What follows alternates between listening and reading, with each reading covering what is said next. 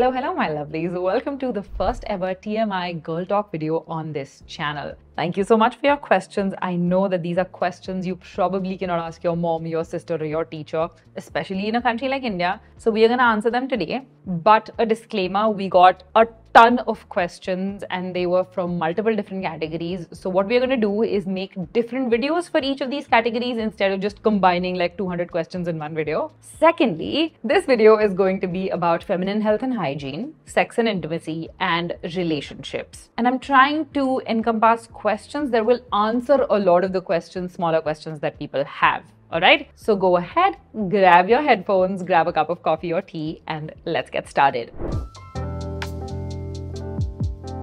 Question number one, how to remove pubic hair and what is the best way to do so? So there are several ways to do this. You can trim, you can shave, you can wax. People are also getting lasers nowadays. I'm quickly going to tell you the pros and cons of everything so you can make a well-informed decision, right? Trimming is the most hygienic and the most non-invasive. Plus, it is also the most recommended because it's not recommended to remove your pubic hair completely. It's there for a reason. It helps protect your vaginal health, your vaginal microbiome. So if you're keeping yourself clean down there, it's advisable to just trim it and not remove it completely. But if you're the kind of girly who likes it absolutely clean down there, then shaving, waxing, and laser are all decent options depending on your pain tolerance and depending on what you feel most comfortable with. With shaving, there is a risk of cuts and burns because you're doing it yourself. The blade might be sharp, you might slip, there might be a different angle, etc. All of those things. And when hair comes back after shaving, it's coarse because the hair down there is coarse, and that can sometimes cause itching, it can cause rashes, it can cause like this uncomfortable sensation that a lot of people don't tend to like. Waxing, on the other hand, is painful up front because, well, you're removing hair from the root. But a lot of people who get waxed down there like it because the hair grows back more slowly, so you have a lot more time. Plus, it's not as uncomfortable when hair grows back as compared to shaving. And finally, you have laser hair removal. I personally don't know anybody who has gotten this done for pubic hair, but you can definitely go get a consultation at one of these clinics like Kaya, Cosmoderma, etc. and just get a sense of what it entails. From what I can understand, it is also painful because it's essentially like burning your hair follicles, but it slows down growth tremendously. So that can be a good thing if you are somebody who likes it really, really clean down there. Hope that answers your question. Question 2, how to get rid of foul smell from the vagina. Girl, if you have foul smell down there, please go consult a gynecologist. So you have to understand that some amount of smell from your vagina is absolutely normal, and that is not something that you need to be ashamed about or worried about or get conscious or insecure about, because everybody has it. Everybody smells a little different, but it's bodily fluid. It is bound to smell. But if your normal smell becomes different, if it suddenly changes, if it becomes more pungent, if it is accompanied by other symptoms like itching or rashes, please go consult a gynecologist, because those are signs of infection like yeast infections, vaginosis, trichomoniasis, things like that, which are not pleasant to have. And the longer you delay this, the more difficult it is going to get to treat. And that is not something that you want. So please go get tested. And in the meantime, make sure that your underwear is absolutely clean, that you wash it regularly, you keep yourself clean down there. And somebody asked what to do if they can't dry their underwear out in the sun. You can either use a dryer or you can iron your underwear after you have washed it to get rid of any additional bacteria.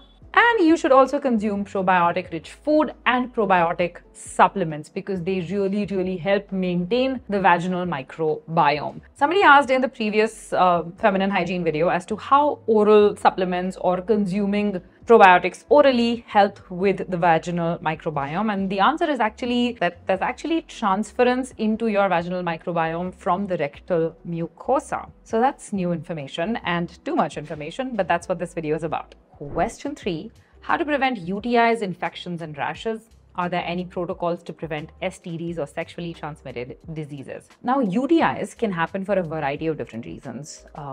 Unhygienic underwears, not cleaning yourself properly down there, dirty toilet seats, etc. Even sex can cause UTIs. And once in a while, getting them is okay. You just want to go to your gynac, see if she prescribes medication or if it can be treated without medication. In most cases, don't take UTIs lightly, even though they can happen for a variety of reasons. But if you are getting them super frequently, that could signal a deeper health issue. And again, you need to consult your doctor for that. You should not be getting UTIs very frequently, right? Either you are doing something wrong or your body is unable to fight off infections generally in the downstairs area. In addition to this, you always want to go pee after you have sex or intercourse, because there's a lot of transference of bacteria from your rectum area to your vaginal area, and that can cause UTIs.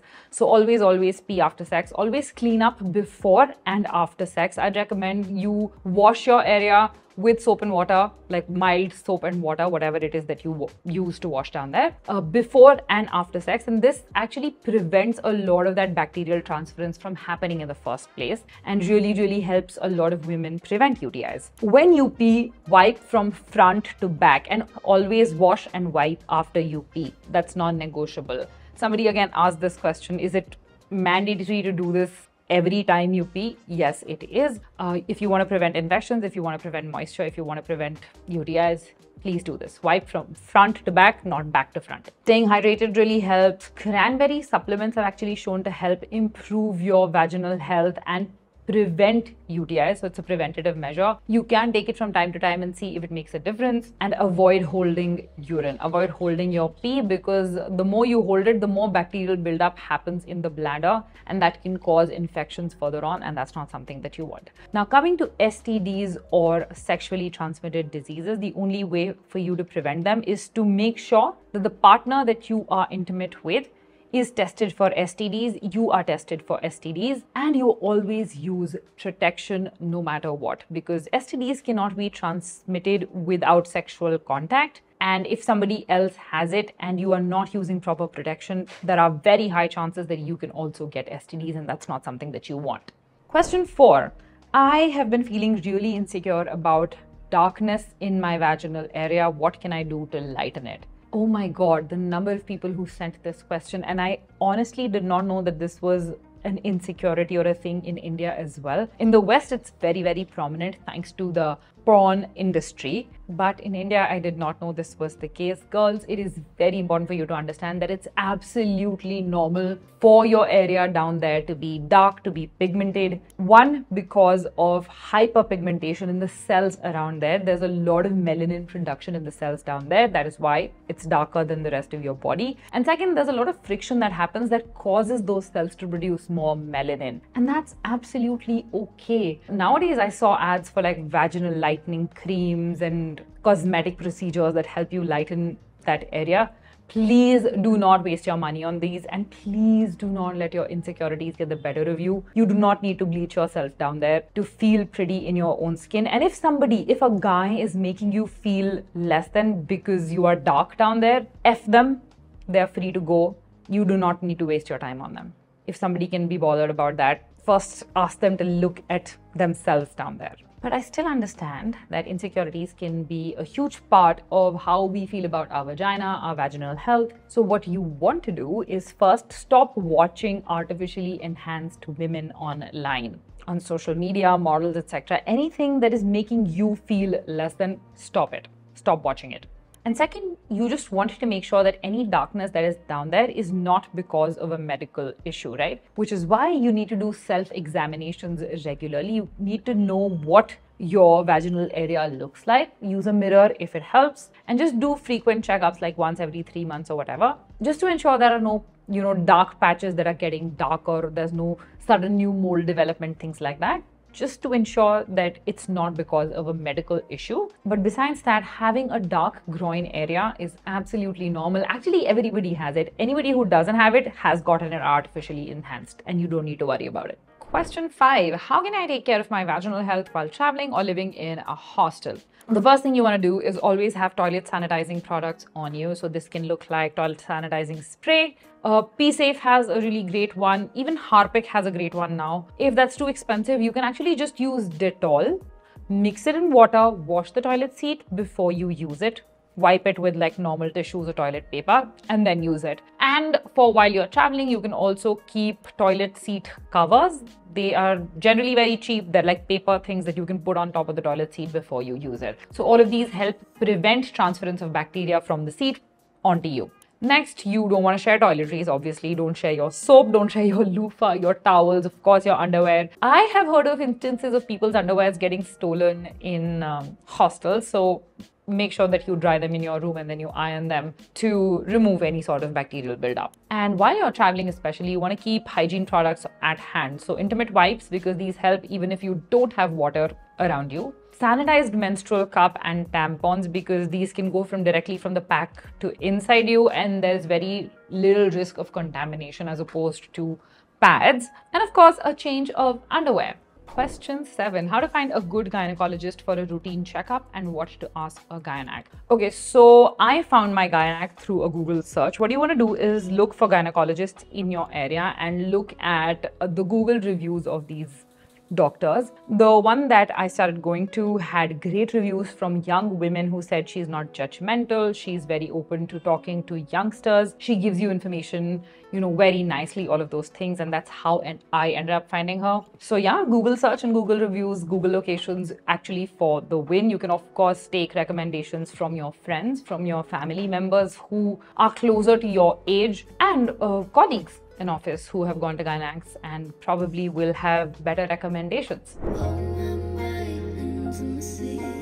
Huge shout out to My Muse for sponsoring this portion of the video. I'll talk more about them in relevant questions. Question 1. Does sex or intimacy for the first time hurt? Is it a myth or is it true? Well, the truth is that everybody's experience is different. For a lot of women, they absolutely don't feel any sort of discomfort or hurt or pain down there when they have sex for the first time. A lot of women do experience some sort of discomfort. It's more like pressure as opposed to pain. And there is also a percentage of women who experience pain when they are having sex for the first time.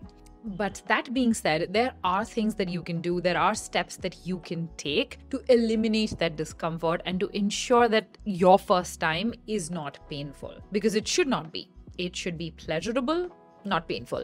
So the first thing you want to do is ask your partner to engage in foreplay, to spend sufficient time in foreplay, because that helps the vagina get naturally lubricated. And when that happens, things become a lot smooth down there and there's not as much friction, and that actually decreases the instances of pain and the chances of discomfort. Plus, when you indulge in foreplay, it also relaxes your vaginal muscles, making penetration a lot easier as opposed to if you were not aroused to begin with. And if you're really concerned about being well lubricated down there when it is your first time, using a water-based lubricant like this Glide from My Muse can be really beneficial, because it will provide that extra lubrication that will make penetration a lot easier. It will reduce a lot of that friction and hence the discomfort and the pain. And also, ladies, just so you know, if it hurts you down there, if it bothers you when you are having sex, please ask your partner to stop.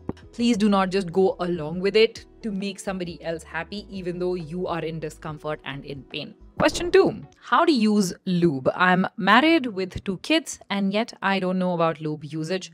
First of all, it's completely okay if you don't understand what lube is, what lube usage is, because these are terms that are fairly new to the Indian subcontinent, which is why I'm partnering with a brand like My Muse, because they're India's first personal wellness brand. So coming to what exactly is a lube or a lubricant. A lube is something like this. It's a gel or a liquid that is basically used to ease some of that friction that happens during sex. And proper lubrication can prevent a lot of that pain, like we just discussed. It can prevent unwanted friction, because unwanted friction can lead to rashes or soreness for women later on, and that's not a pleasant sensation to have. So lubes essentially can eliminate a lot of that discomfort and make it a lot more pleasurable, a lot more feel good for both men and women. Now, there are several different types of lubes or lubricants in the market. There's water-based ones, silicone-based ones, and oil-based ones. So out of these water-based ones, like this one, like Glide, are the most versatile. They're the most compatible with forms of protection like condoms. They're also the most compatible with personal massagers like Craving, and they're the least likely to cause irritation, right? A lot of people can be allergic to silicone. They can get allergic reactions to oil-based lubricants, but that does not happen in most cases with water-based lubricants. So if this is your first time ever using lube, I would recommend that you go ahead with a water-based lubricant as opposed to oil or silicone-based ones. And when it comes to the usage, you just need to take out a few pumps, apply it to your genital areas while you're in the process of having sex, and that's it. Job done. One note really quick, make sure you do a patch test before you use any sort of lube, just to ensure that you are not allergic to it or it's not causing any sort of reaction. Question 3, how do women orgasm?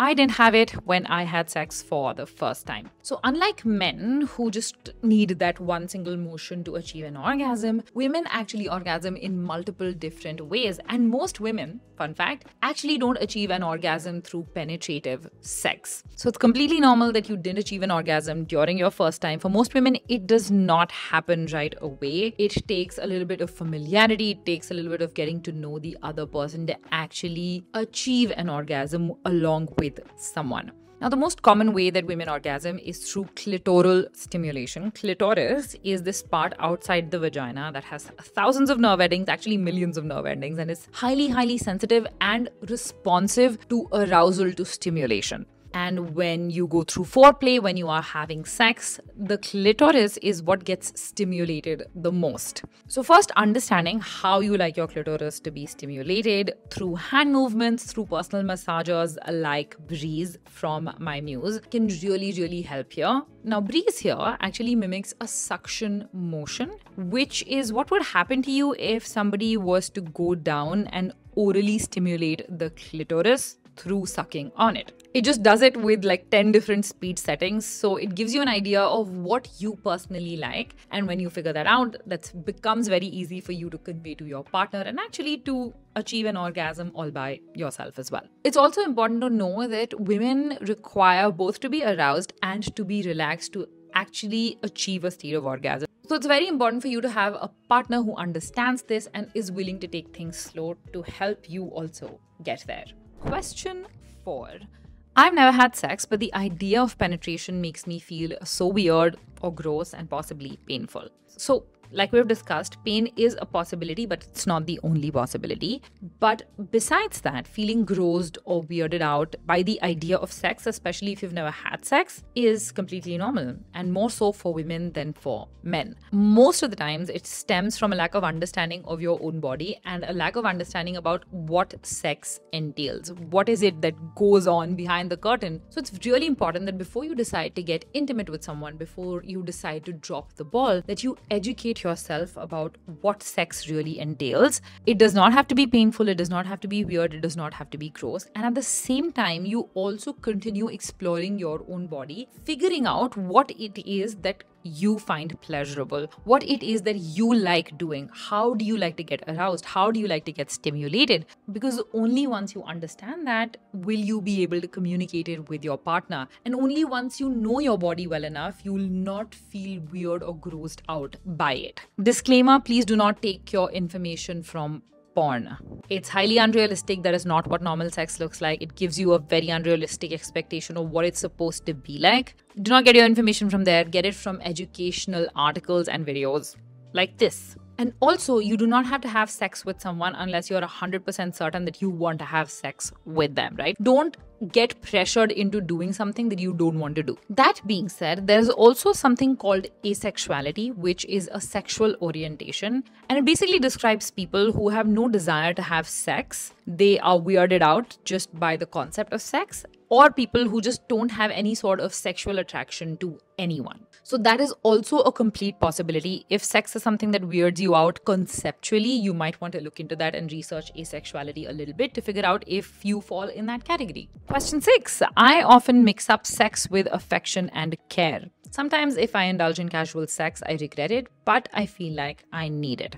It is completely normal to seek connection through intimacy, through physical intimacy. But at the same time, you need to identify why this is happening. Why is it that you associate affection and care with just sex. Why not something else? So I would highly recommend that you do a self-reflection journaling exercise where you ask yourself these questions, dig deep into why something is the way it is, why you associate affection and care with sex. Was it something in your childhood? How does it affect you at present? What are other forms of affection and care that you need in your life to not make this association? And at the same time, I would highly recommend that you seek out therapy, especially with a therapist who has experience in intimacy, in subjects like this, to get to the root cause of the problem and figure it out from there, because that can really help you create more positive associations and reduce these associations that make you mix up these feelings. As for casual sex, we see a lot of it these days, and some people are completely okay with it. I personally feel like you are giving away a lot of your energy, a lot of your time, a lot of your vulnerability away to someone who potentially doesn't really care about it, who is going to forget that this ever happened, but it is still going to end up leaving an imprint on you in some way, shape or form, even if you're not attached to this person. There's this book called The Body Keeps Score, and on reading it, I sort of realized that any sort of physical experience that you go through, not just sex, just in general, any physical experience that you go through can have a lasting impact on you psychologically, mentally. So that might be something to consider. But that being said, a lot of our stigma around casual sex comes from the way society handles casual sex and the way that we make it a taboo. If it was not a taboo, you would probably not feel as much of a regret. So if you have had these experiences, if you have had casual sex encounters, you have to take these as experiences that have made you the person that you are, and then move on to decide what you want to do going forward, instead of sulking and regretting it because it's already done and there's nothing you can do to change it. So you might as well learn something from it, move forward and apply that learning to the rest of your life. Coming to question number 7, how to convey to my partner during intimacy to keep things slow and enjoyable instead of rushing. You have to talk to them. There's no two ways about it. You can't expect them to read your mind. And especially men, the way that they learn about sex and the knowledge that they gain about sex comes from a very different place. So for them to understand women's bodies, they need communication. You will need to communicate to your partner how you like things. And please don't think that it's going to kill the mood or whatever jazz that we build up in our own heads. That's not the case. Just make sure that the language that you use while you're communicating these feelings are, soft, warm tones, so that it doesn't feel like you're judging the other person for it. And also, if you still feel awkward, you can actually use a lot of these games that have come up now, which are like these intimacy playing cards. My Muse has a lot of these, and you can do these like playing card games before you start your intimacy session, and that helps you become more comfortable with the other person. That breaks a lot of that icy awkwardness, and that way you can actually communicate to them what you like in bed instead of having them guess what you like. Question 8. As a newly married couple, what can we do to create intimacy and increase pleasure since we are both busy?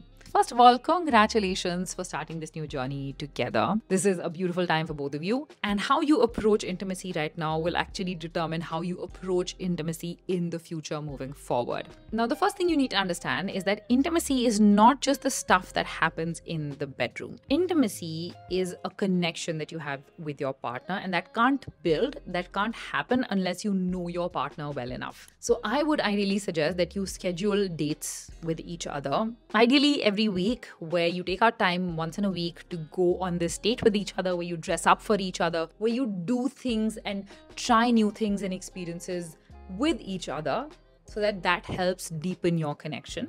Secondly, you want to focus on small acts of affection every single day. So, pecks on the cheek or pecks on the lips before going to office, greeting each other, embracing each other, spending time touching each other when you're back from office and when you're back from work, when you have free time together, doing things and activities like watching TV together, so that helps deepen your connection as well. And of course, trying new intimate experiences with each other. So like using personal massagers like this on each other, using intimate playing card games with each other, using other accessories in the bedroom, things like that, that just help you get into the groove, make it more fun instead of making it like this thing that you both have to do but you don't know how to. And that helps break the iciness, that also helps you deepen your connection, and it also helps both of you figure out what are each other's preferences and what are the things that you actually like doing in the bedroom. Question 9. How to enhance intimacy and sexual wellness in long-distance relationships. Now, maintaining physical intimacy in long-distance relationships becomes difficult because, well,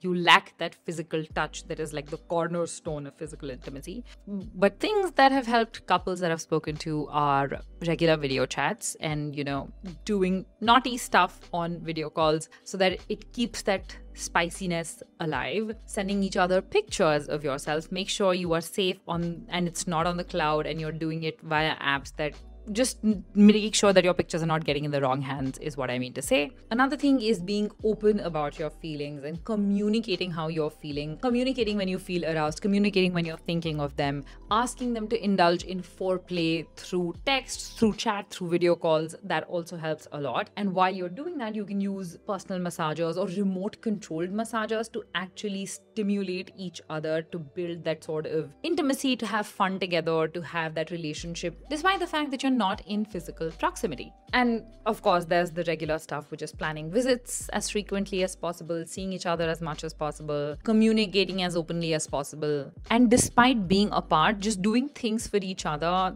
that make you guys feel good. So maybe, ordering their favorite meal in another destination, or sending them gifts, or sending them things that make them think of you, or sending them things that make you think of them. Hopefully that helps. Question 10. Does having frequent sex make your partner lose interest? It should not. In fact, it should deepen your bond. So if your partner is losing interest, communicate, talk to them and figure out why is that happening. Most likely, intimacy is not the cause. There can be a lot of other reasons why people lose interest in relationships, but intimacy ideally should not be one of those reasons. And girl, if this is happening because you got intimate with somebody else and he's cheating on you, that's a different story and it's time to move on from that relationship.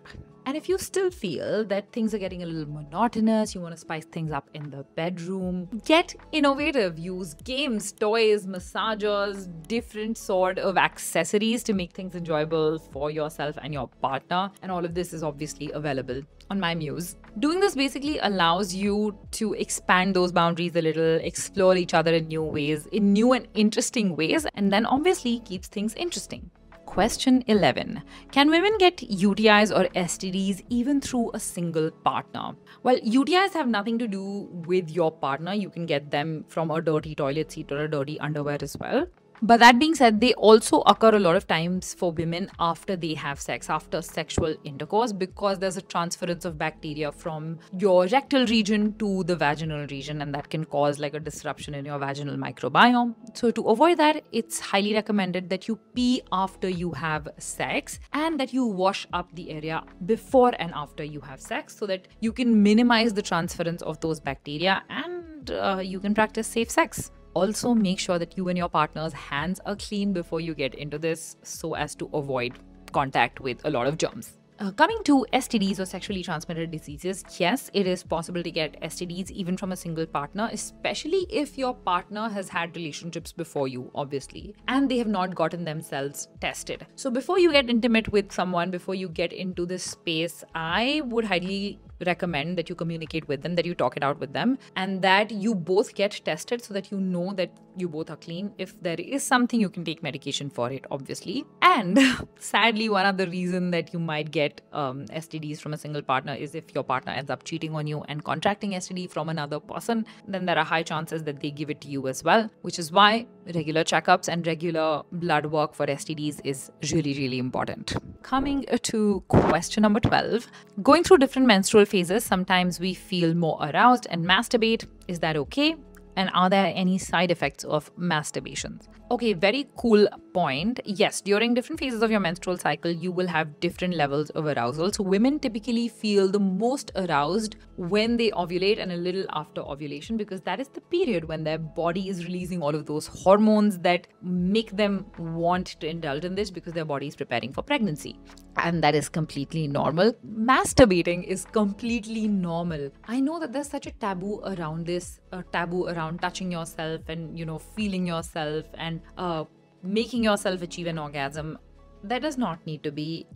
Everybody does it. People just don't talk about it because they're not comfortable talking about it. But everybody touches themselves, and it's absolutely completely normal to do so. As for side effects, no, you will not get pregnant from masturbation. No, it will not affect your period. No, it will not affect your hormones. The only con of masturbation is that if you do it with like unclean massagers or unclean hands, it can cause UTIs. And if you are overly relying on it, and this is more of a problem for men, but still I want to raise awareness, so I'm going to tell it to you. If you are indulging in it too much, and especially if you are using porn as a means to get aroused, it can lead to addiction over time. So that is something that you just want to be careful about. Studies have actually shown that masturbation is actually healthy because it helps release endorphins. So it reduces stress, it helps you sleep better, it also reduces feelings of anxiety, depression, all of those things.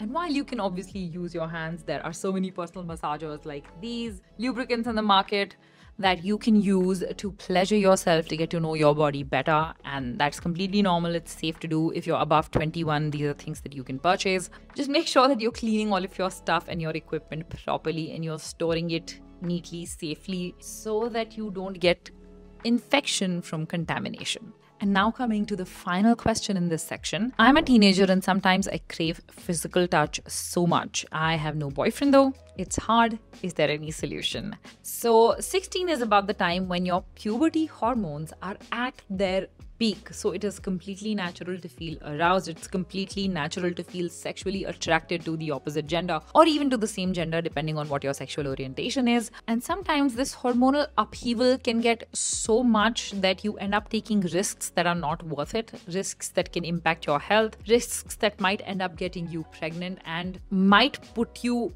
in the path of emotional damage, and that's not what I want for you. So instead of letting your hormones rage and rushing to find a boyfriend, I would recommend finding healthier outlets for this energy that is built up. So what I would recommend doing is actually channeling this energy into other things so that this is not the only thing on your mind. First thing is, of course, physical activity of any sort. So swimming, sports, dance, anything that makes your heart rate go up, anything that makes you sweat can be a very, very great outlet for all of this pent up sexual energy. It can really help you channel that energy. Secondly, you want to use things like weighted blanket and body pillows to provide you that warmth or the comfort of like physical touch without having to rely on somebody else to give it to you. I would recommend that you wait a few years till you become emotionally mature enough to handle a relationship to make a boyfriend, so that the physical intimacy part is not the only reason that you're in it, and that you actually have the emotional maturity to handle things that happen in a relationship and to have the physical intimacy part of it. Hopefully this helps. And I'm going to keep this one quick and short because we are already, I think, 30 minutes into the video. Question 1, how do you deal with being 30 and unmarried? How do you tackle your parents' expectations of marriage? So I am also a little over 30 and unmarried, and the first thing that comes to my mind when somebody asks me about marriage, etc., is gratitude, that I am not stuck with a person that I don't love. I'm not stuck with somebody who does not appreciate my value, and I still have the power to make my own decision, and I am immensely grateful for that. So I would recommend practicing a little bit of gratitude for the freedom that you still have. Secondly, I would want you to start putting yourself out there a little bit, just to experience different things in life, not be bogged down by log kya kahenge, and start seeking out experiences that make you feel fulfilled, to help yourself understand what you like. Ideally, what you want to do is focus on fulfilling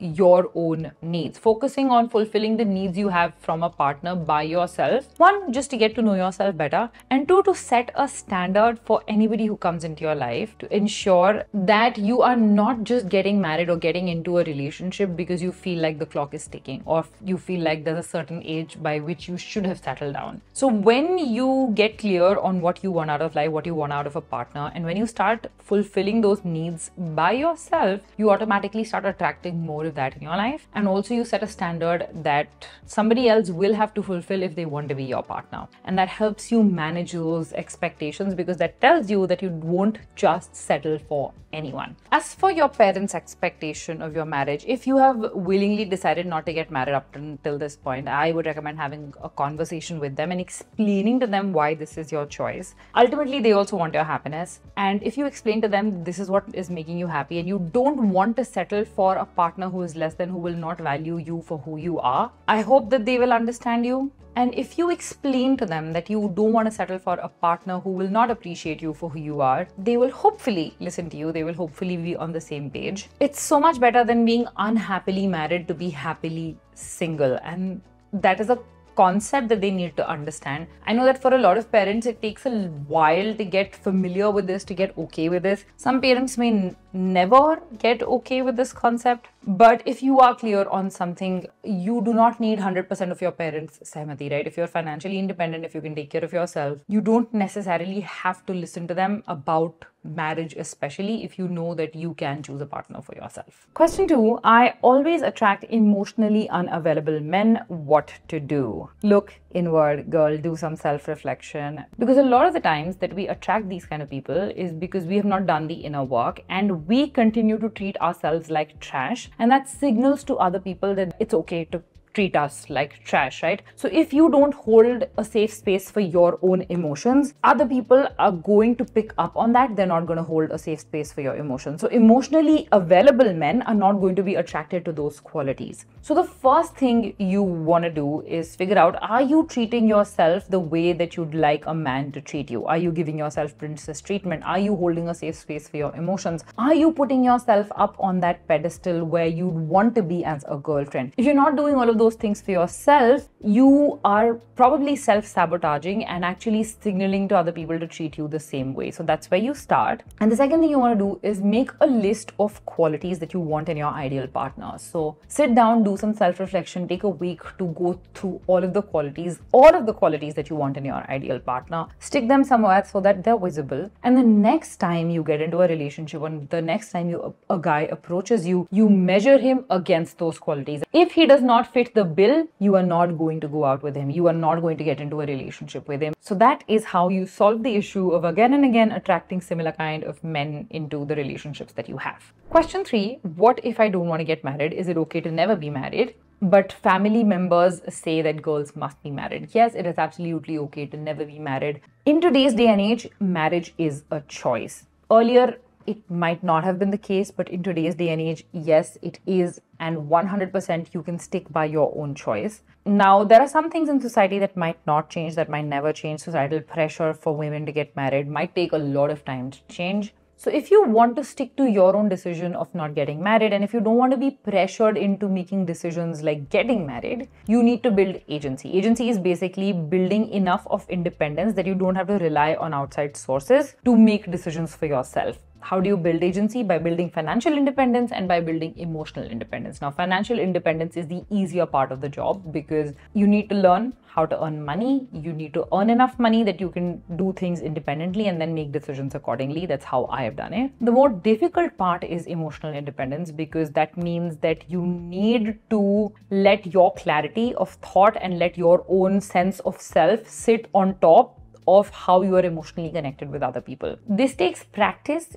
And a lot of videos I have made on emotional independence, on how to, build your own agency. So you can go check those out. But it takes practice. It takes a little while to be able to get to a point where you are not emotionally dependent on your parents, on the society, on other people in your family to be able to help you with decisions. If you're able to do that, you can easily go ahead and stick to the decision that you've made instead of getting influenced by what other people are saying. So it's a little bit of a long route, but once you are able to do both of these things, it'll be very easy for you to convince your parents that you indeed don't want to get married and they can't pressure you into doing so. Question 4. Is it okay that a girl never has a sexual experience or never has sex? I read somewhere that it's not good for a woman to not get pregnant. If she's pregnant, she'll be more healthy or something like that. The passion with which I hate people who spread misinformation like this is just up here. Yes, it is completely okay for women to never have sex. Yes, it is completely okay to never be pregnant. There are some studies that suggest that, getting pregnant might reduce risk of cancer or heart disease. But you know what? What will reduce risk of cancer and heart disease? Eating healthy. Staying fit. That will reduce your risk more than any other thing. And on the other hand, getting pregnant is associated to more health risks than not getting pregnant is, right? So if you get pregnant, you are at a risk of autoimmune diseases because you are giving away a lot of the resources that your body is needing. You get vitamin deficient, you are at the risk of postpartum depression and stuff like that. So you're at a lot more health risks if you get pregnant. Please remember that women are not child producing machines, at least in the current day and age. You do not have to get pregnant and you do not have to have sex if you don't want to. If somebody is forcing you into doing these things, that's actually a crime and you can report them. Coming to more positive questions. Number 5, how do I know that he's the one? Personally, for me, I look for a couple of different things. One is how well do my values align with this person, right? When it comes to looking at things in life, decision making, career-wise, talking to parents, having mutual relationships, how we handle conflict, all those things are values. Do my personal ways of doing these things align with this person? And secondly, do they hold space for me emotionally? Am I feeling safe with them? Do they make me feel safe, secure, emotionally stable?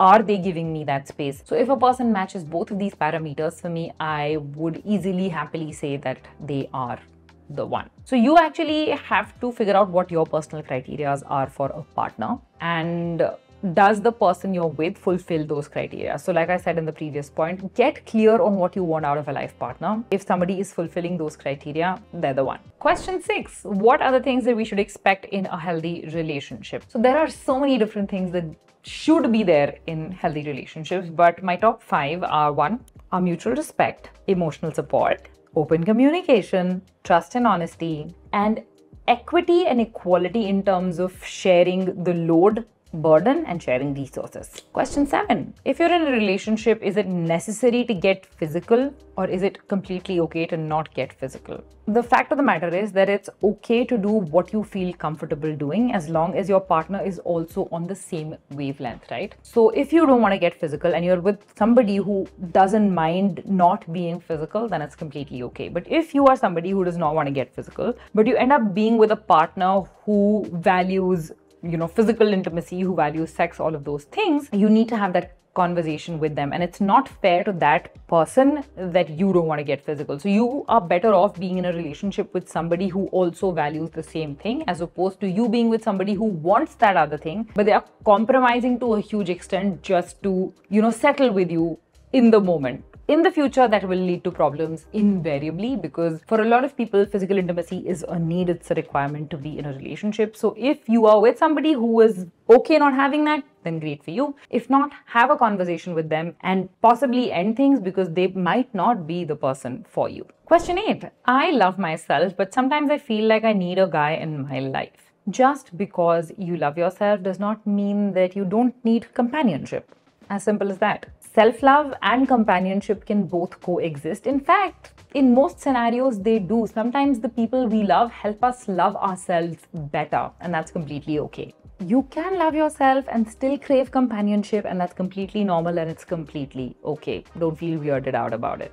And that wraps up today's girl talk video. The number of times I have had to charge my camera and my mic, it was just a mess. So this video has taken a lot of effort to film, but I really enjoyed filming it for you guys. I had a lot of fun actually doing this. So let me know in the comments if you want other girl talk videos. I'm going to do a lot of other videos, but if you want other girl talk videos, let me know. And if you have more questions regarding the answers that I gave, feel free to leave them in the comments, and I'll be answering comments very diligently. So that was it for this video, you guys. I will see you very soon with another one. Till then, take care and keep smiling.